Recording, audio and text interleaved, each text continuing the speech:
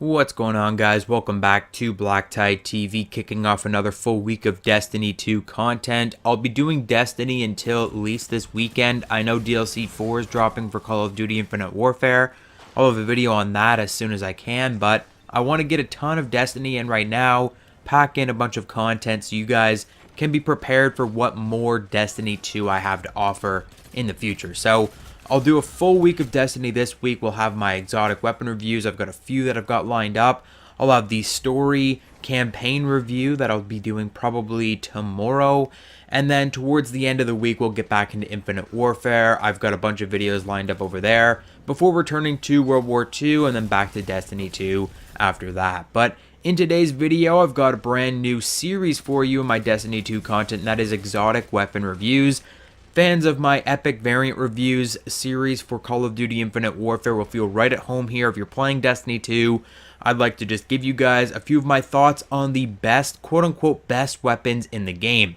That is to say that the exotics aren't necessarily the best weapons in the game. There are some legendary weapons in Destiny 2 that are very, very powerful, and there are exotics that I've even come across already that are pretty damn useless.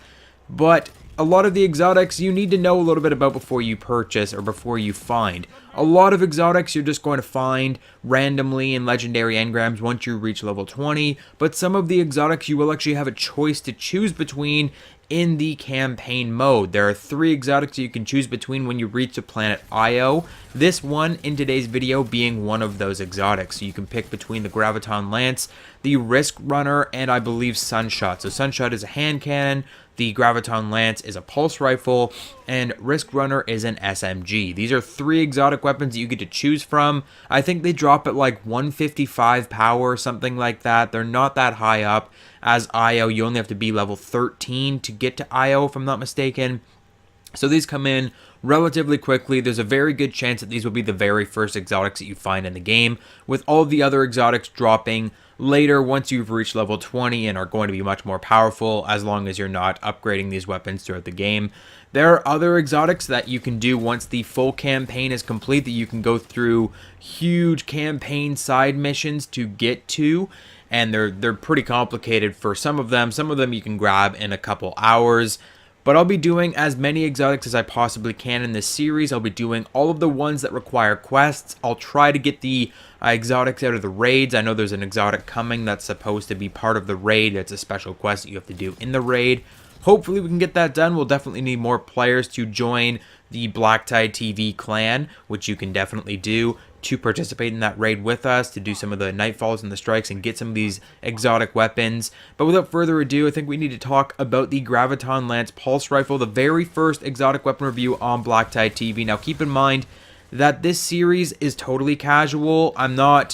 I'm just an average gamer. I'm just like you guys. I'm trying to play Destiny 2. I'm really enjoying myself. I'm just trying to figure things out as I go along. I'm not hacking into the game code and breaking shit down and telling you the exact damage specs of every weapon and how to use every weapon perfectly. I'm just giving you guys some of my thoughts so that when you come across these decisions or that when you come across these exotics, you can kind of know, oh hey, BlackTide told me about this.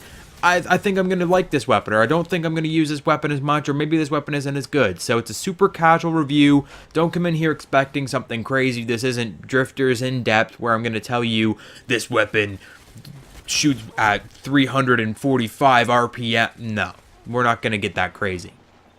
But the Graviton Lance is a pulse rifle, and it has the black hole intrinsic trait, meaning the third shot of a burst rips a hole through space-time, doing high damage and recoil with no fall-off. It's a lot cooler than it sounds. The hammer-forged rifling and accurized rounds both increase the range of the Graviton Lance. Cosmology, one of its traits, make the weapon kill. When you kill enemies with this weapon, they will explode. It's a small explosion. It's not going to be that devastating and crucible, but it might potentially kill like another hive or something if they're standing close to each other. 2 hive enemies in your campaign or in your patrol. The other one might take a little bit of damage. It's not the biggest explosion in the world. And then the fitted stock will increase stability. It'll increase recoil, or not increase recoil, but it'll control the recoil, so it'll decrease recoil, and it will slightly decrease handling speed as well. Now there's a pulse rifle, so it is a 3-round burst, and it is an energy weapon, so it's a secondary weapon. It's base Void. I'm not sure if this is one of those weapons that you can change the abilities of. I know there are certain exotics that you can put on mods and change their elements. I don't believe that you can change the element of the Graviton Lance. The weapon itself is really cool looking. It's got this purple neon glow. The sight that comes with it is a tracker sight. There's a lot of exotic weapons, a lot of legendary weapons, a lot of weapons in general in this game that have a tracker sight on them. So when you're aiming down sights, enemies will appear outlined in red. And that's just a free given thing. It's not a trait. It's not a gimmick. It's just, hey, you can see enemies a lot cleaner, which is very helpful for Crucible. And now, I'd like to give you guys a rating in Crucible and in Patrol. I guess I could call it Patrol, maybe Strike or Vanguard. But basically, I'm going to give you guys a rating for each of the exotic weapons, probably out of 5 on how well they perform in Crucible and how well they perform in Vanguard or Strike. So this weapon is pretty good.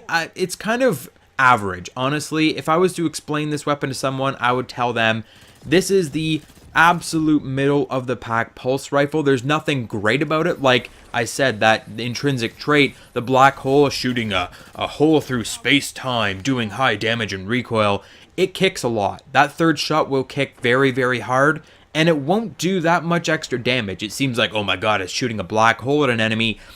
It doesn't do exponentially more damage. It does like maybe 2 or 3 times the amount of damage, and it's not going, you won't even notice it in Crucible. So in Crucible, it's a very, very average weapon, and there are much better choices. I would say it's a 2 out of 5 for Crucible.